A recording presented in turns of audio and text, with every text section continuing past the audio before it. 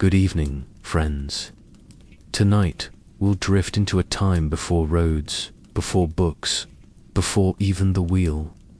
A time when we weren't the only humans walking the earth.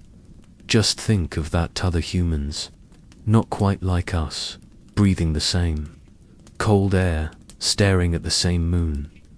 What were they like? What did they eat, laugh at, dream about? But before we step into their shadowy world, settle in, dim your lights, pull the blanket up just right, let the hum of modern life fade out, like a fire gently burning to embers.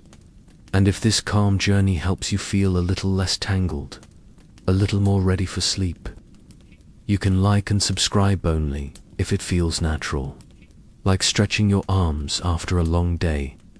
Let's begin somewhere quiet, where the past hums beneath the soil and the wind carries stories older than names. Picture this, you're deep in a cave in southern France, maybe 30,000 years ago. The flicker of firelight dances across the stone walls, casting long shadows. Outside, the world is locked in the ice age, and your breath fogs with every exhale. The walls are painted, just smeared but carefully, deliberately. Lions, mammoths, horses in motion, as if caught mid-dash gallop. Now here's something to stir the mind gently. Some of these cave paintings predate written language by 20,000 years. That's not a typo. 20,000. Who made them? Well, not just our ancestors. Some of them may have been the handiwork of another species, Neanderthals. That name might ring with schoolbook dullness, but stay with me. These weren't hunched over oafs. They were sophisticated, clever, and surprisingly sentimental. Scientists found that Neanderthals may have buried their dead with flowers. Yes, flowers, soft petals arranged by rough hands. Strange, isn't it? The same hands that might have cracked open bone marrow for dinner also placed blossoms in graves. There's something deeply human about that. Or, should I say, human-like. Now, let's stay in that dim cave a moment longer. Listen to the fire's crackle, the soft shuffle of feet on stone. Maybe you're not alone. Maybe one of those others is sitting just a few feet away, bro. Heavy eyes, dark and thoughtful, carving something into a piece of antler. Maybe it's a tool, maybe it's a toy for a child. Either way, it tells us something. They made things not just to survive, but to express. Here's a little viral nugget. Did you know that Neanderthals had the FOXP2 gene, the same one tied to speech in modern humans? In other words, they could probably talk, not just grunt or shout, but talk.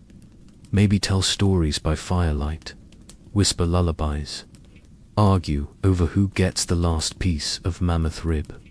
Picture that, and just like us, they had cravings. Not just for meat roasted over the fire, but for sweets, too. One fossilized plaque from a Neanderthal molar in Spain showed traces of bitter chamomile and yarrow, both used for flavor and possibly healing. Tooth tartar as a time capsule. Who knew? So maybe, just maybe, someone once reached into a pouch made from deer hide, pulled out some dried berries, and passed them around the fire. That tangy sweetness cutting through the thick, smoky air. It wasn't just about food. It was about comfort, familiarity, like the way we reach for cookies during a rainy afternoon. Different century, same feeling. And here's a curious twist. Some Neanderthal sites have yielded shells stained with red ochre, possibly used as body paint or jewelry. Now, tell me that's not fashion forward, bedazzled before Beyoncé. It seems even in the Ice Age, accessorizing mattered. But let's not get ahead of ourselves. The world back then wasn't all warmth and sharing. Beyond the firelight, Danger lurked. The cold wasn't a chill, it was a killer. Ice blanketed most of Europe, and every step outside shelter meant gambling with your life.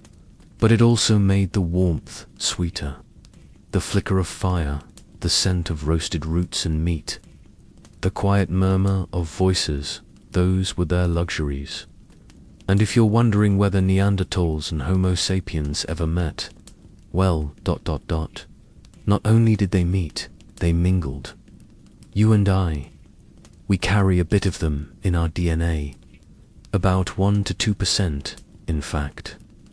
So the next time you can't find your keys or forget why you walked into a room, maybe blame that on your Neanderthal side. Gently, of course. There's something comforting about that thought, isn't there? That our minds aren't just built from one branch, but from many.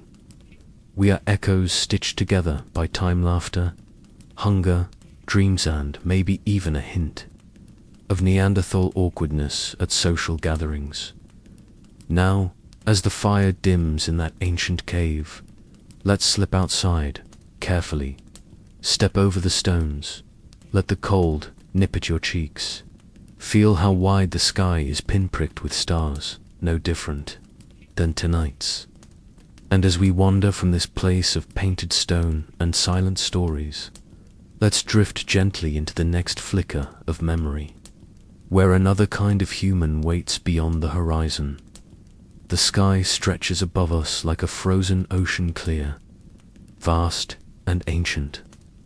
You've stepped out from the firelit cave, and the silence is a soft blanket. No car horns, no phone buzzes, just the crunch of packed snow under worn leather soles, and the distant call of a night bird that no longer exists. Picture this. To your left, a hillside dusted with snow like powdered sugar on an old pastry. To your right, the ghostly silhouettes of reindeer herds moving quietly in the moonlight. These aren't modern deer. Either these ones are stockier, hardier, built for a world that bites with ice. And walking behind them, in silence, are humans. But not quite like us. Some are shorter, with broad noses and thick brows, Neanderthals, still moving through the world, still surviving alongside us. Not below us, not behind us, but beside us. You might not even notice the difference at a glance, except in the way they pause longer before a fire, or in how they hold their tools like they've known the shape of stone for centuries. Let's keep walking, just a little ways more. You're approaching a riverside camp, temporary, but full of quiet life. A few animal hides stretched over a simple frame. A small group huddled around embers. One figure carefully scraping the hide of a recently hunted ibex with a flint blade. Another stacking bits of dried moss and bark for kindling. And nearby, nestled between two larger shapes, a child. Now here's something gently surprising.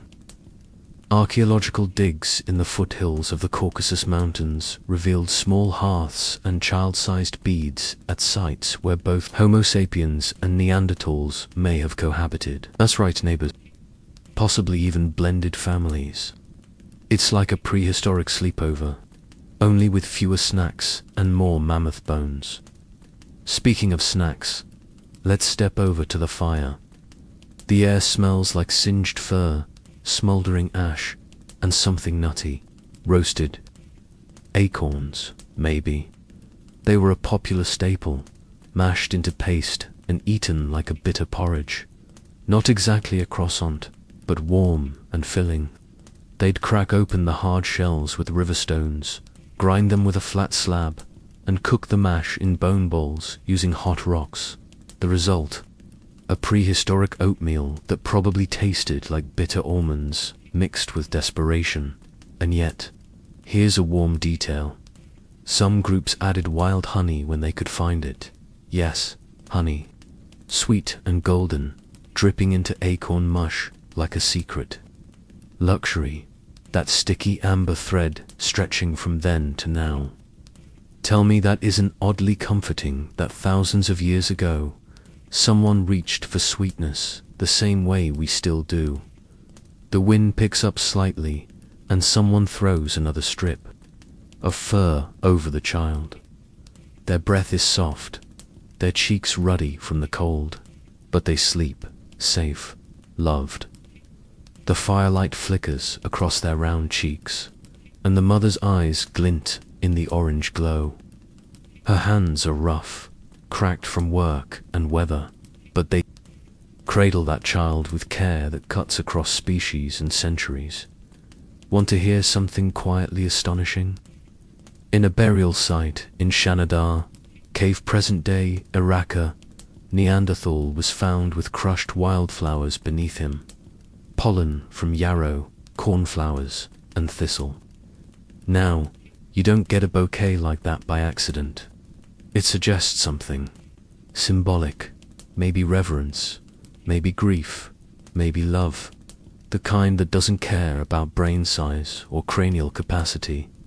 Now, think about the stars above us. They're the same stars Newton gazed at when thinking about gravity.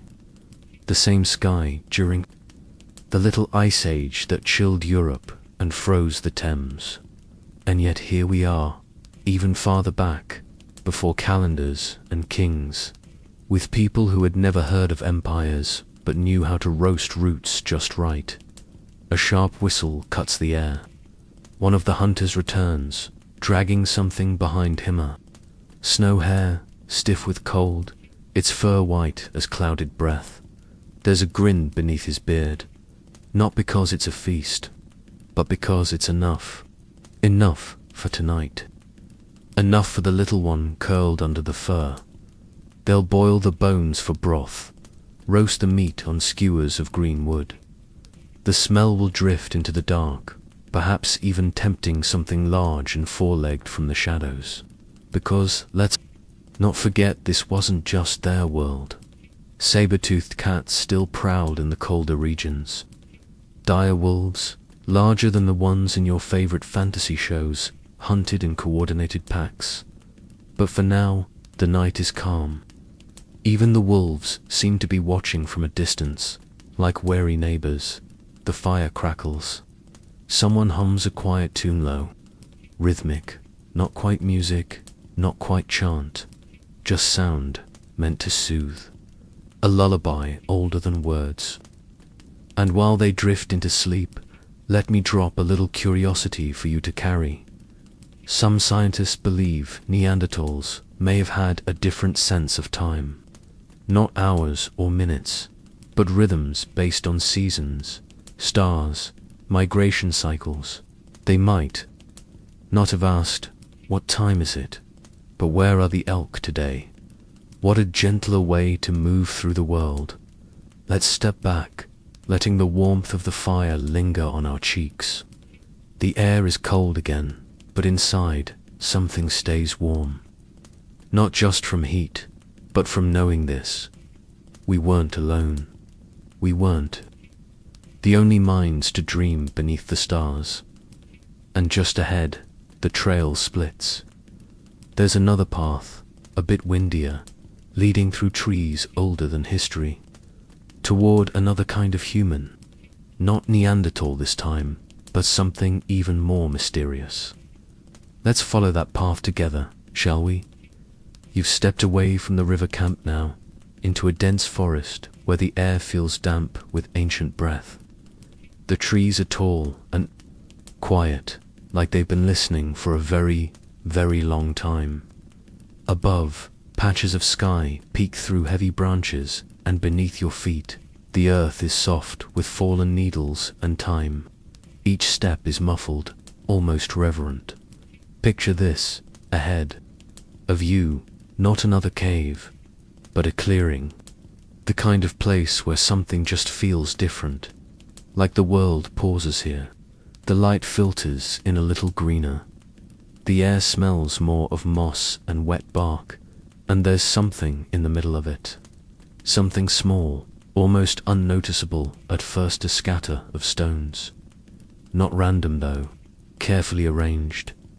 What you're Seeing is one of the few remaining traces of a people more mysterious than even the Neanderthals. The Denisovans. Now that name doesn't roll off the tongue easily, I know. It sounds like a lost Slavic tennis player. But these ancient humans lived in Asia tens of thousands of years ago and left behind almost no bones. No cave paintings, no grand monuments, just a few fragments, a finger bone here, a tooth there, and some tantalizing traces in our genes. You see, Denisovans are like whispers in our DNA. If you have ancestry from Asia or Oceania, you may carry as much as 5% of their genes. That means some of your distant ancestors didn't just meet them, they mingled, shared food, maybe even firelight and laughter. Let's linger here for a moment. You crouch beside the stones. There's ash blackened and ancient beneath them, a hearth. Someone sat here once, maybe more than once. Maybe they warmed their hands here after tracking an elk through the snow, or shared a root vegetable roasted, slowly until its sweetness deepened, something like a prehistoric baked yam. Want a weirdly viral detail. At a Denisovan site in Siberia's Denisova cave, scientists found a stone bracelet that was polished, with a drilled hole so perfect it suggests they had tools capable of fine craftsmanship. And this wasn't just any old baubelit, was made from green chlorite, a mineral found over 200 kilometers away. That's not a casual accessory. That's Ice Age bling with a BACKSTORY. So what were they like?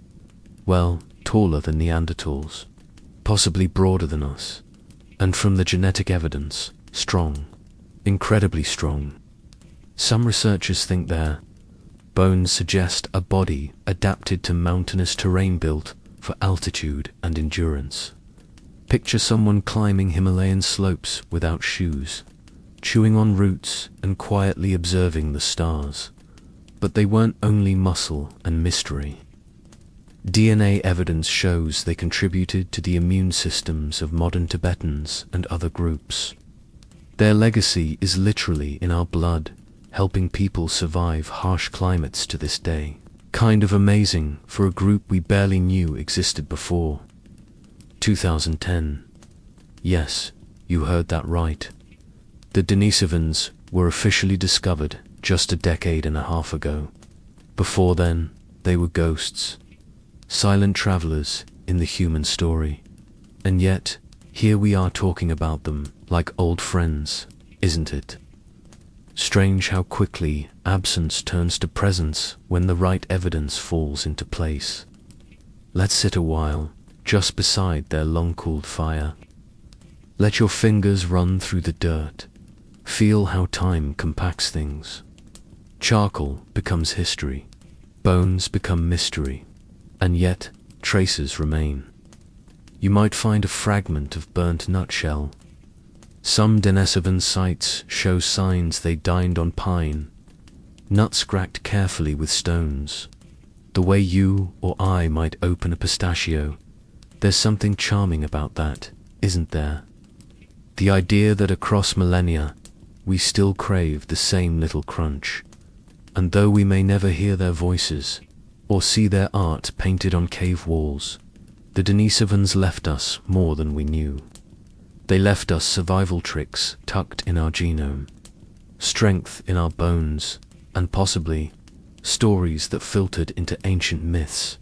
In some indigenous Australian traditions, there are tales of giant, powerful people who came before shadows of ancestors that weren't quite the same. Echoes, maybe, of those Denisovan strands still running silently through the blood. The sun begins to dip behind the trees now. Light thins. The clearing grows cooler, and a gentle breeze stirs the leaves overhead. It's time to rise, dust the ancient ash from your hands, and move on. Because as fascinating as the Denisovans are, they're only one part of the great tangled web of early humanity, you head deeper into the woods, where the air grows quiet again. Your thoughts linger on the bracelet, the pine nuts, the tooth found in a cave. So few clues, and yet so much to imagine. And just ahead, something waits, another fire, another kind of human, one with smaller features, slighter limbs, and an island all their own. Their world is unlike anything we've seen so far, more isolated, more puzzling. The ground beneath your feet shifts from forest loam to something lighter, drier, almost powdery. There's a hush in the air, broken only by the soft rustle of palm fronds and the distant splash of waves lapping gently against rock. You've crossed over now far from the icy caves and riverbanks of Europe and Asia to a small island in Southeast Asia. Warm winds now, instead of bitter chill. Humid air, heavy with the scent of salt and wood smoke. This island is Flora's. And the humans here, they're different. Smaller, stranger, and somehow so much more mysterious.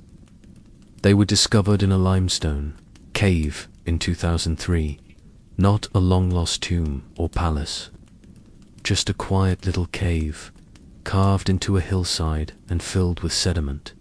And inside, the remains of a being so odd, so unexpected, that scientists weren't sure if it was even human at first.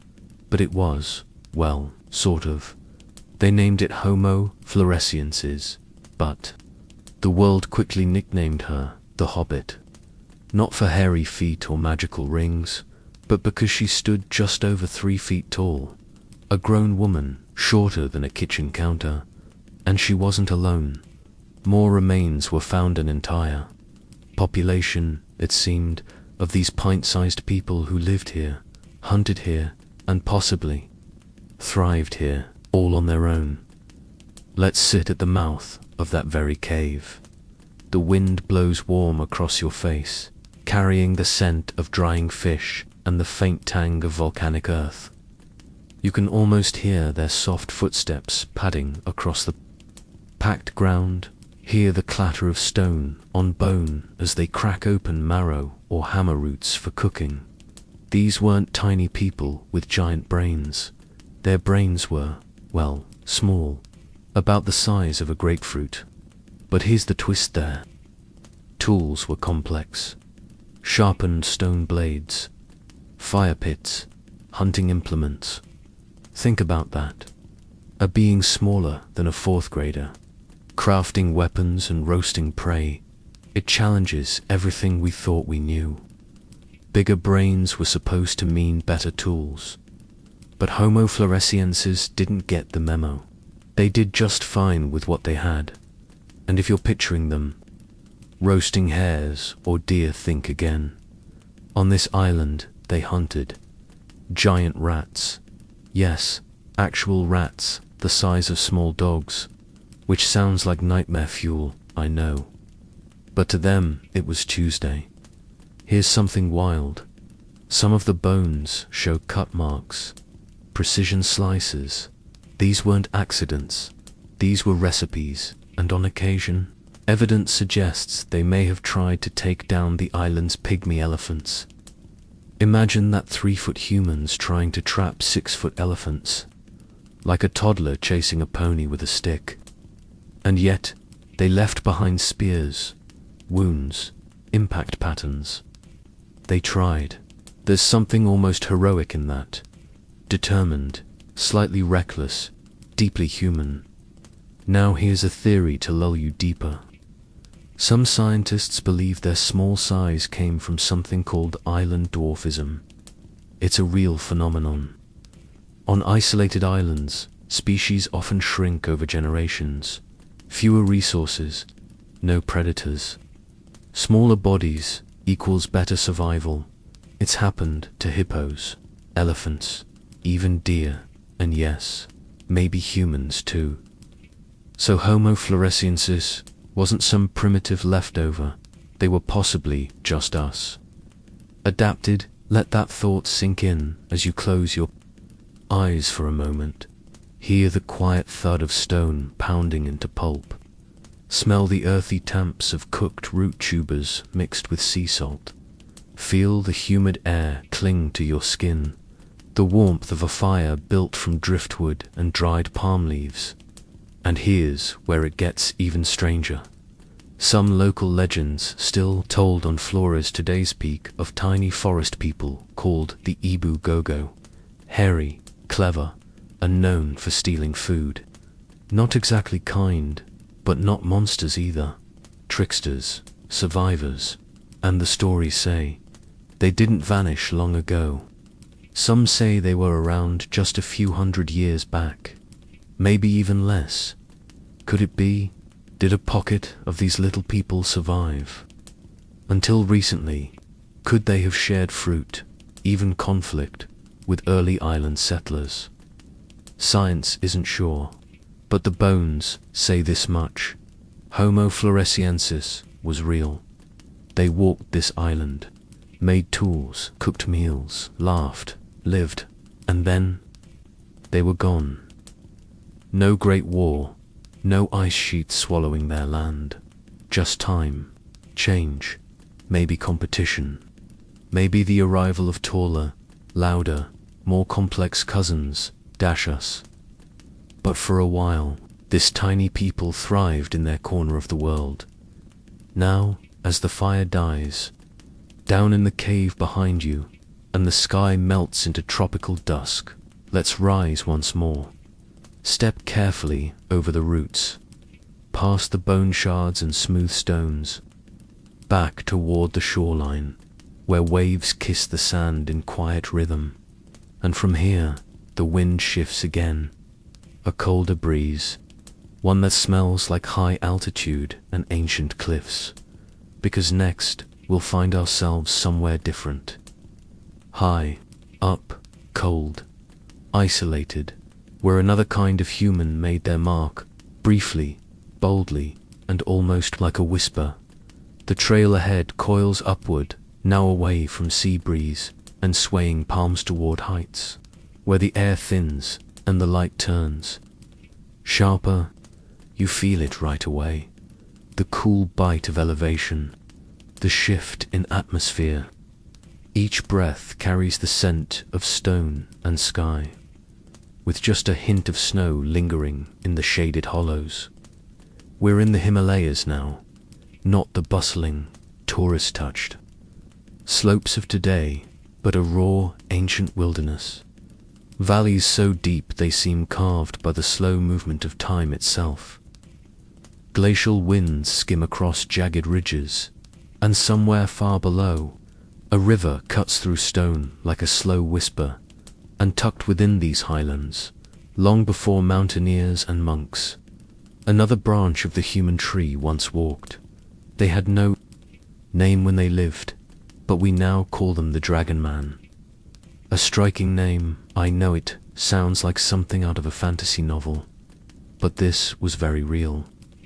In 2021, scientists reanalyzed a skull that had been hidden in a well in China for decades. What they found was astonishing. A massive cranium, larger than ours, with a mix of primitive and modern features. And this ancient being, possibly a new human species, may have lived among us, alongside us, just tens of thousands of years ago. Picture this: you're hiking a steep pass, your breath fogging the air. The crunch of gravel beneath worn leather sandals. Beside you, a companion tall, heavy-browed, with deep-set eyes and skin weathered by altitude. He doesn't speak the way you do, but he watches the trail ahead with a hunter's stillness. This is his home, and you're just passing through. Let's settle beside a stone outcrop. The view stretches endlessly snowy peaks, green valleys, and clouds drifting like thought. Behind us, in a shallow cave, traces remain. Ashes from a fire long cold, animal bones cracked for marrow. the faint smell of smoke still clinging to rock, even after millennia. There's something captivating about this sight, not just because of the mystery who was Dragon Man, what was his world like, but because it brings us so close to the edge of what we know. He may have been a Denisovan, or a different branch entirely, one that survived longer than we thought possible. Some scientists believe this group could be the largest-brained human relatives yet discovered. Let that settle in. We often think we're the final form, the ultimate outcome of evolution's tinkering. But here, in this cold, thin-aired place, someone else may have outbrained us, lived alongside us, and then vanished without a trace. Well, almost without a trace. Because the Dragon Man's skull tells us a few things. For one, their facial structure was robust, their jaws strong, their nose broad, features adapted to a high-altitude life, and most remarkably, the skull appears to be less than 150,000 years old. That's yesterday in geological terms. So while woolly mammoths still roamed, while ice sheets covered Canada, while our ancestors huddled in huts made from bones and hides, he lived and maybe saw us. Maybe he sat on a ridge like this one, watching smoke curl from a distant fire. Maybe he heard the same wolves howling through pine valleys. Maybe he, too, shared roasted roots and whispered stories under the stars. Let's talk about food for a moment. You'll like this one. In these high mountain regions, early humans likely survived on high-calorie staples, roasted tubers, dried meats, and something incredibly specific, yak fat. Yet rich, greasy, life-saving yak fat, carried in bladders, slathered on dried meat, like prehistoric mayonnaise. It might not be gourmet, but it's efficient. And in cold altitudes, it's exactly what the body craves. The closest thing they had to a power bar. And here's an oddly sweet detail. Archaeologists believe that in cold climates, many human groups found ways to ferment dairy using skin bags, hung from tent poles, jostled during the day's hike. The result, a drinkable yogurt. Sour, frothy, and a little fizzy. Like a prehistoric kombucha with altitude issues. So yes, he may have walked these ridges, sipping fermented milk and watching snowstorms roll in like slow thoughts. And here's a quiet thought to tuck under your blanket tonight. Some legends in Tibetan folklore speak of Tor, solitary beings living in the mountains. Not yetis, not monsters, just people, slightly different, respected, feared, almost forgotten. Could those tales be whispers of him, of a group who walked here before us, carrying their own stories, never written down? You feel a gust, now, enough to bite your cheeks. The sun is setting beyond the jagged peaks, turning the snow a dusty gold. It's time to move again. You rise, stretch your limbs, and step away from the rocky outcrop. The cave fades behind you, and with it, the last traces of the Dragon Man's world. All we have now are fragments of skull, a fire pit, a mystery, carved in bone. But ahead, there's another trail, one that leads into warmth again.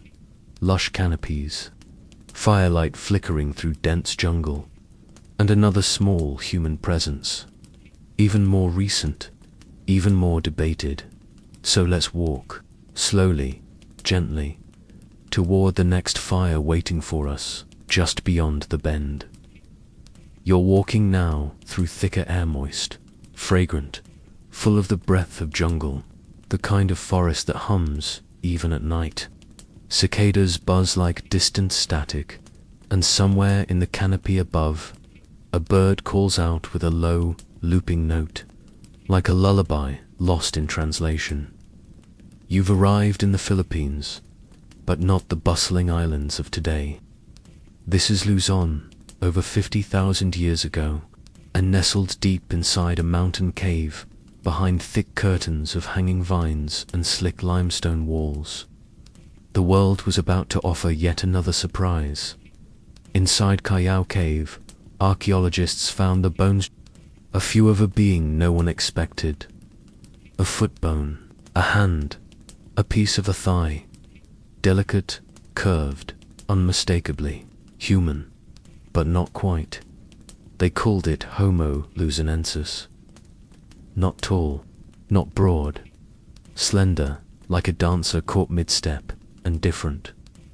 Very different. These weren't just island dwellers. They were island specialists, adapted to a world of cliffs and canopy, isolation and ingenuity. Let's sit for a while at the mouth of the cave. The stone is cool beneath you, the walls damp with beads of water that trickle down like the jungle's heartbeat.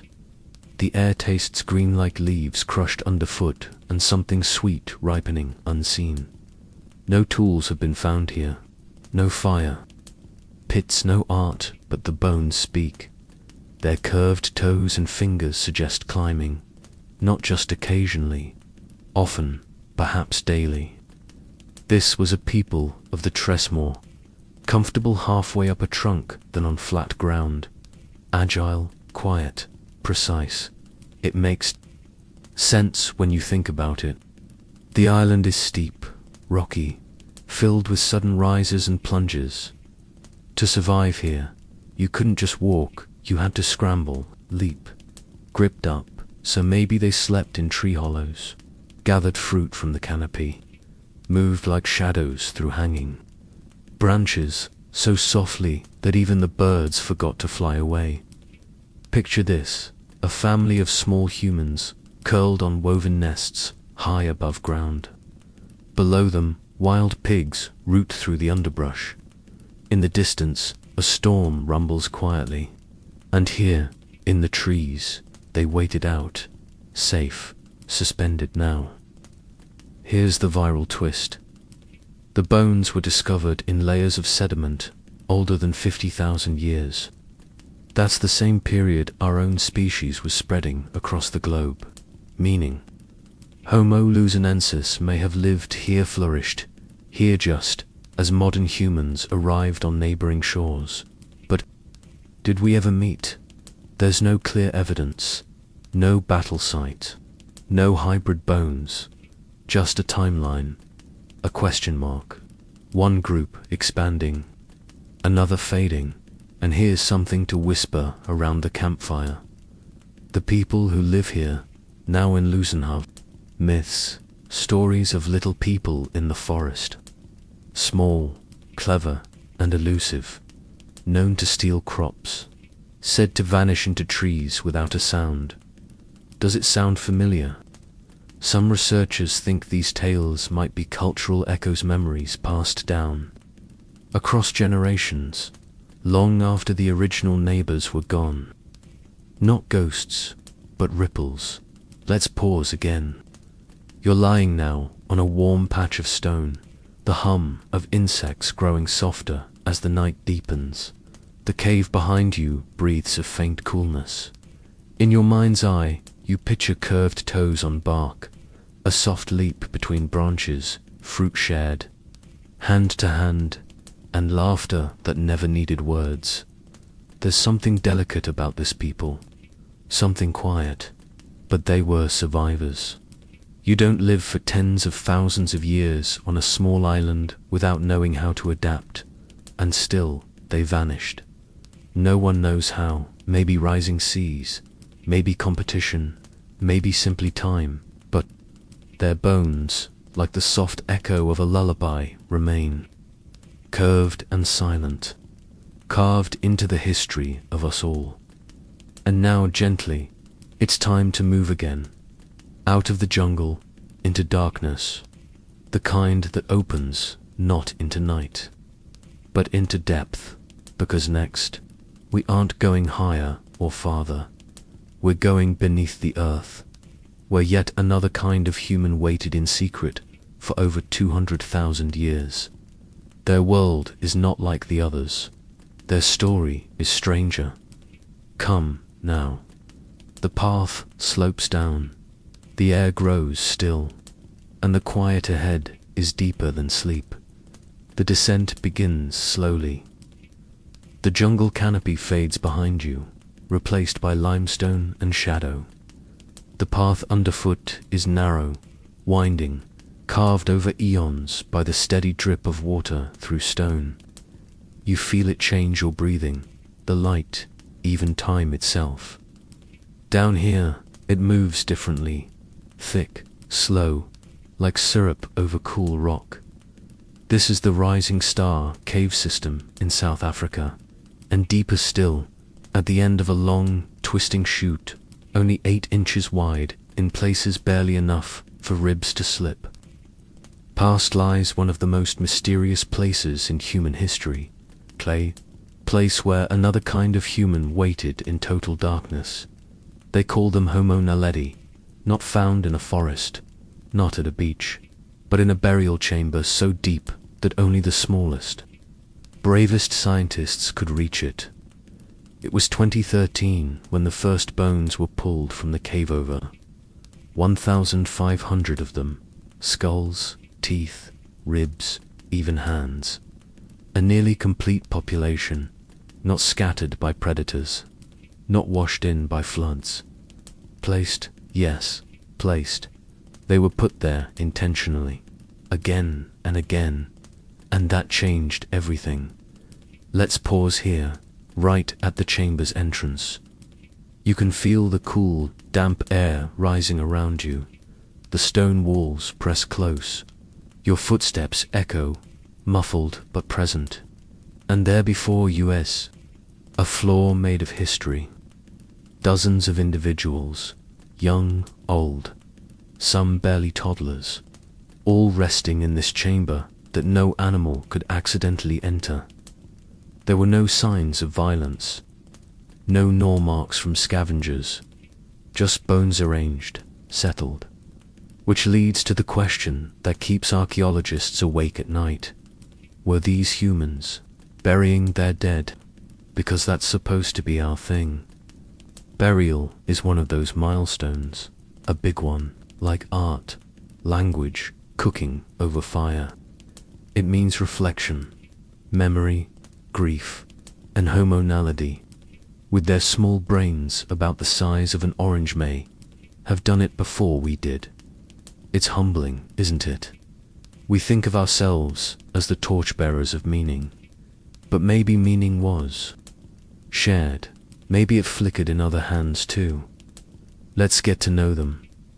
Homo naledi stood just under 5 feet tall. Long legs, curved fingers, a mix of traits, some ancient, some surprisingly modern. Their hips were wide, like Australopithecus, but their feet built for walking long distances. Their hands, oh, the hands. Strong, precise, with curved fingers perfect for climbing or grasping tools, which, yes, they used. Basic stone tools, nothing fancy, but effective. Functional, food-wise. They were probably opportunists, small animals, maybe insects. Their teeth suggest they didn't feast on anything too tough. More fruit than bone, more chew than crunch. And here's a quiet twist. Despite their small brains, they may have used fire. There's early evidence: burnt bones, soot, blackened walls near the chamber. Nothing conclusive yet, but it lingers. Like the scent of smoke in old fabric, picture that scene. A dark chamber, lit by flickering flame. A small group enters, carrying one of their own. Quiet, deliberate. They place the body down. Maybe they say nothing. Maybe they do, then they leave. Not in panic, not in haste, but in ritual. And they did it again. And again. Some scientists resisted this idea. How could a species with such small brains perform such complex behavior? But maybe that's the point. Maybe compassion doesn't require high IQ, maybe remembrance isn't just cerebral, maybe it's emotional, instinctual. We're not just the only species to mourn. Elephants do it. Dolphins too. Crows gather in silence around their dead. But Homo naledi, they left a record, a room full of love, tucked into stone. Now, close your eyes for a moment. Feel the temperature drop. Hear the softest echo of water dripping from a stalactite above. Smell the minerals, the raw breath of earth. Down here, the world forgets sunlight, and in that forgetting, it remembers something older. They were not us, but they were not us either. And perhaps the most haunting thing, they may have lived just 200,000 years ago, maybe less. While our ancestors were painting caves in Europe, they were burying their children in the dark. And then, gone, not a war, not a flood, just time. The earth closed around them, and the chamber went still, until one day we returned.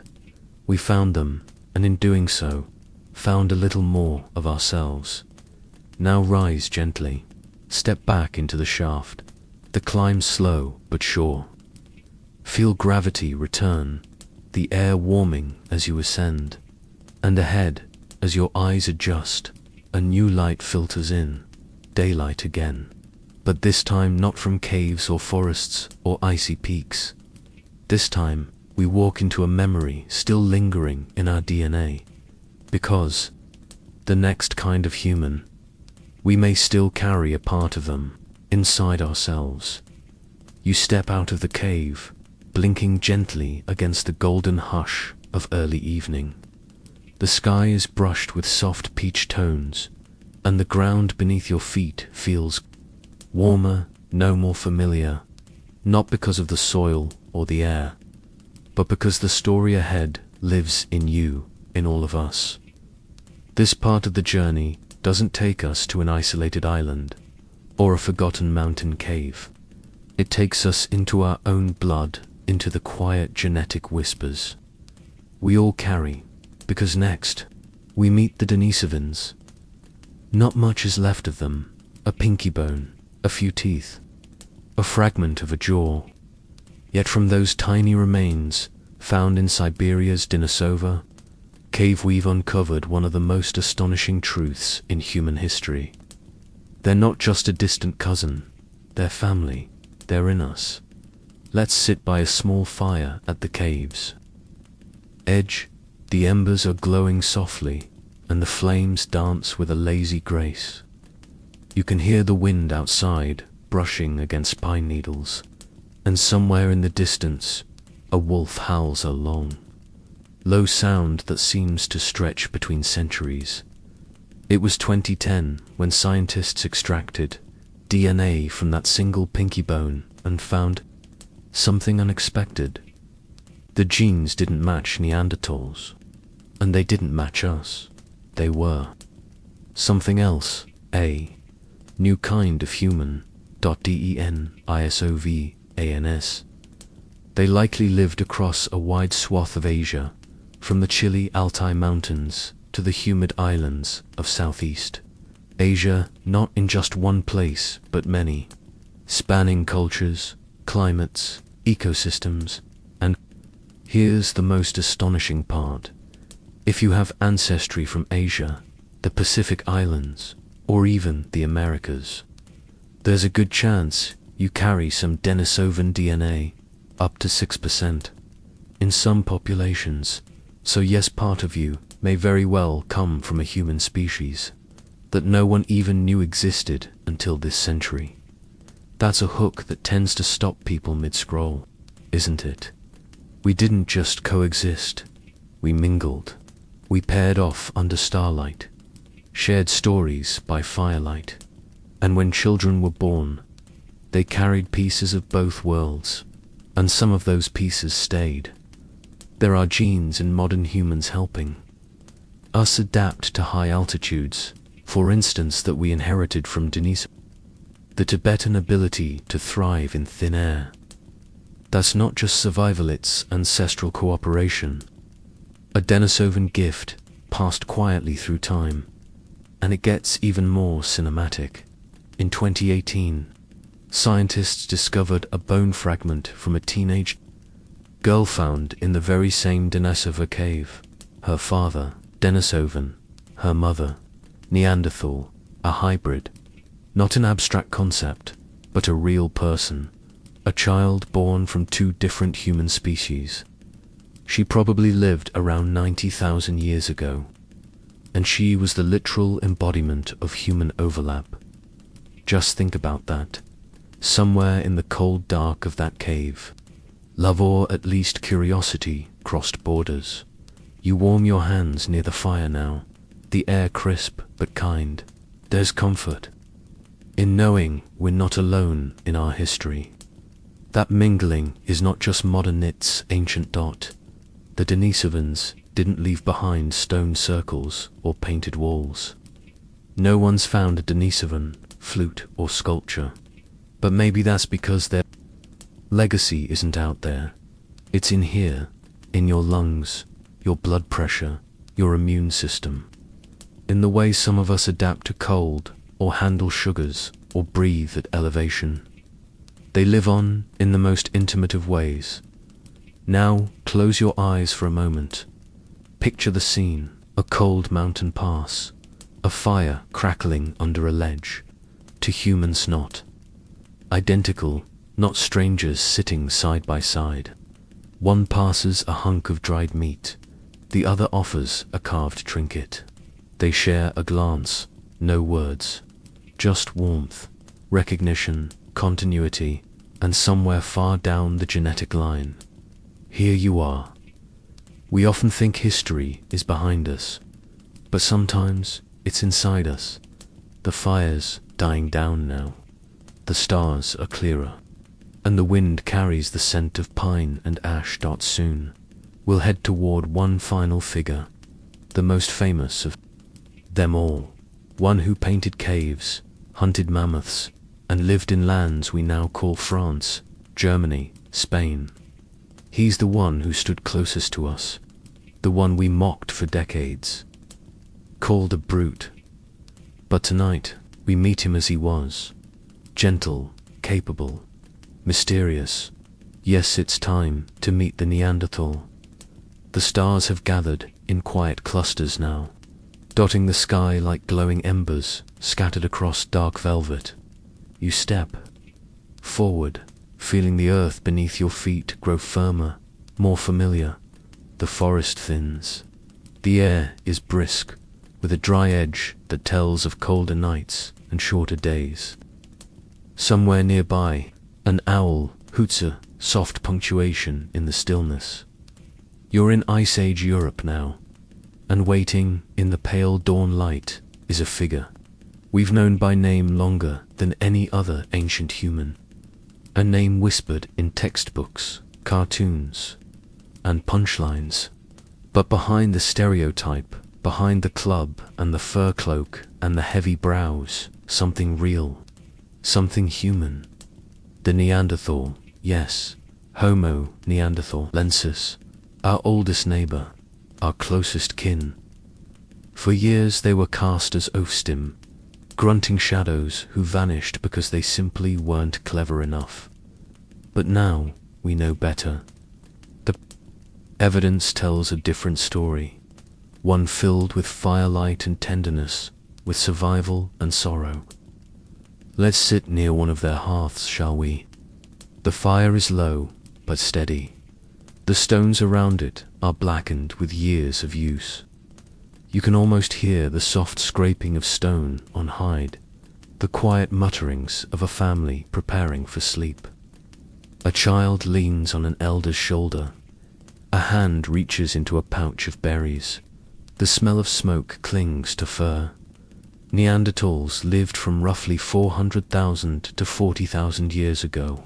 Across Europe and Western Asia, they weren't wanderers like some of our ancestors. They were rooted, deeply adapted to their lands. Stocky, strong, with wide noses to warm, icy air. bones dense and solid from lives spent hunting, crafting, caring, and yes, caring. They tended to the injured. They buried their dead. Some skeletons show healed wounds. That would have required weeks, months of nursing. You don't survive that long unless someone stays by your side. You feel that, don't you? That ache of familiarity. They made tools so sharp and effective that modern bushcrafters still marvel at them. They shaped spears, prepared hides, created Pachurup's earliest glue. In some caves, they left behind pigments, not just splashed by accident, but intentionally placed perhaps as body paint. Perhaps for ritual. One site in Spain revealed something even more unexpected: rings of broken stalagmites arranged deep inside a cave, far from any natural light. No clear function, no fire, just placement, design, symbol. It forces a quiet question. Were Neanderthals expressing something more, something spiritual? And then there's music. A flute, carved from the bone of a vulture's wing, found in Slovenia. For perfect holes. Some argue it's a coincidence. But when played, it produces a haunting scale. One that makes you stop. Listen, feel. If Neanderthals played music, what lullabies did they hum? And here's the twist you might not expect. Many of us carry Neanderthal DNA. Yes, you, me, your neighbor, your favorite barista. Anyone with ancestry outside Africa likely carries between 1% to 2%. Neanderthal genes. Not just as a historical footnote, but inside our skin, contributing to how we respond to pain, how our immune systems function, even how we sleep. One study suggests Neanderthal DNA may influence whether you're a morning person or a night owl. Another links it to how your body reacts to sun. The echoes are subtle, but they're there. So what happened to them? Why did they vanish around 40,000 years ago? The answer is still soft around the edges. Some think climate played a role. Others point to small population sizes, slow birth rates, and yes, encounters with us, modern humans, likely played a part. Not in a swift battle, but a gradual shift, a merging, a fading. In some regions, we overlapped for thousands of years. There were families that were part Neanderthal, part Homo sapiens. Their children would have played in shared camps, learned two kinds of songs, sat by two kinds of fires. They didn't vanish in an instant. They were absorbed. They became us. So now, as you lie beside the fire, you can close your eyes knowing that the warmth you feel, it's shared. It has always been shared. The wind rustles, the grass gently, and in the far distance, the aurora dances faintly above a snowy ridge. Neanderthals may be gone, but they are not forgotten. And now, slowly, let us rise once more. We've met the others, walked beside them, felt their echoes, but the final turn in this tale is about us, not just where we came from, but how we became the only ones left. The fire has burned low now. Just a soft orange glow pulses from the coals. The night has deepened, velvet thick, and the breeze carries with it the quiet weight of questions unanswered. You feel it, don't you? That hush, that space between then and now, because all the other humans, Homo floresiensis, Naledi, the Denisovans, the Neanderthals, they're gone, and we're still here. But not because we were the strongest, not because we were the smartest. There's something else, something harder to pin down. The quiet mystery of why we, and only we, survived. Let's walk together now, gently. Down a coastline in East Africa, the moonlight glimmers over the waves. Sand crunches beneath your feet light, rhythmic, like the breathing of an ancient world. You're standing near where some of the earliest members of Homo sapiens once lived. The oldest fossils we've found so far, Frat Jebel Irhoud in Morocco, date back some 300,000 years. But the behavior that really marks us, that didn't flicker fully to life until much later, not just tool use, not fire, not bones carved for function, but art, jewelry, trade, story. That's when we began to shimmer, somewhere between 100,000 and 40,000 years ago. Our ancestors began to do something the others didn't or maybe couldn't do at the same scale. We began to imagine what wasn't there, a seashell strung on a string, worn not for warmth but for beauty, red ochre smudged on walls and skin, a handprint in a cave knot to mark territory. But to say, I was here, our minds could leap from what is to what could be. It wasn't better, just different, and that difference started to spread. We moved fast, far from the savannas of Africa to the rainforests of Asia, across frozen tundras and island archipelagos, across land bridges no longer visible, across oceans, on rafts lashed with twine and hope. And wherever we went, the others began to vanish, not in fire and fury, not overnight, but slowly, like mist receding in morning sun. Neanderthals, gone by 40,000 years ago, Denisovans, folded quietly into us. Homo floresiensis likely disappeared around the same time. The last signs of Homo erectus, roughly 100,000 years ago, and Homo sapiens, still here, but why? Some say it was language or ability to communicate, organize, warn, plan. Others point to our social networks, larger and more flexible than the tight-knit groups of other humans. We built alliances, shared across clans, traded tools, food, knowledge.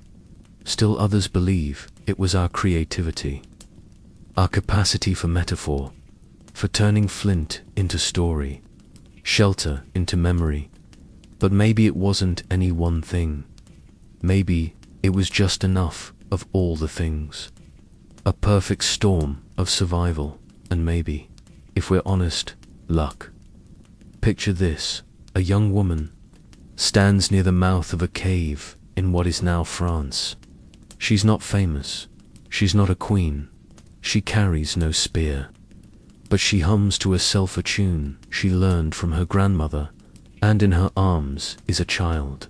That child will grow, will leave handprints on the walls of Lascaux, will teach others to shape bone into needles, will pass on laughter, grief, rhythm, will outlive all the others, because she is us, and we are her, the last human standing. But we didn't win. Not really.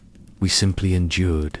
And now, as the stars begin to fade, and the sky warms with the softest shade of morning, you can lie back, settle under your blanket tanned. Let this final truth sink in like the lullaby of waves. We weren't the only ones, but we're the ones who remember, and in remembering, we keep them all alive. So let your breath soften, let the quiet hold you, and as your mind begins to drift, like a canoe on a glass lake, may these memories guide you into peaceful dreams. If you drifted off somewhere along this long, gentle path, let me know down below. Sweet dreams. You've been listening to Boring History for Sleep. Good night. Boring History for Sleep. Signing off.